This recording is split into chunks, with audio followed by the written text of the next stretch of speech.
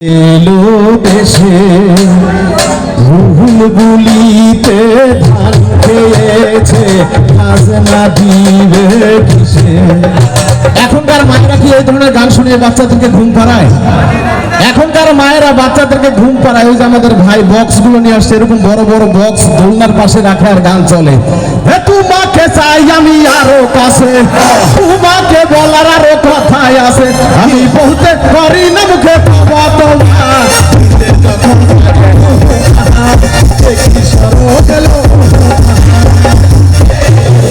আপনারা বলেন এই উহা গান শুনে বাচ্চার ঘুম আসবে? আরো বেশি করে গান দেবে। আগেকার বিয়ে বাড়িতে দেখতাম মা বোনরা কত সুন্দর গান গাইতো, গান শুনতো। তারা কি ধরনের গান গাইতো?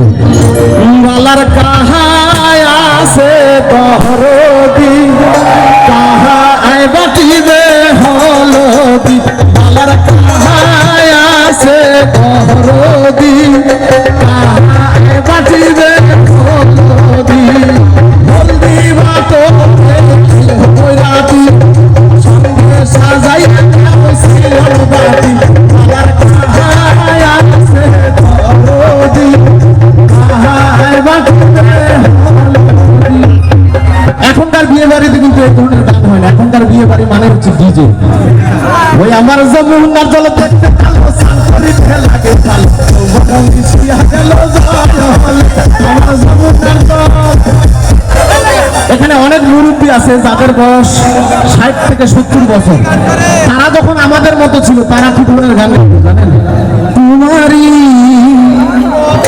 পরশে জীবন আমার হলো, তুমি যে আমার ছিল আশা, তুমি যে আমার ছিল আশা, তোমারই পরশে। আর এখনকার ডিজিটাল যুগের ডিজিটাল ছেলেরা গান শুনে কি গান জানেন?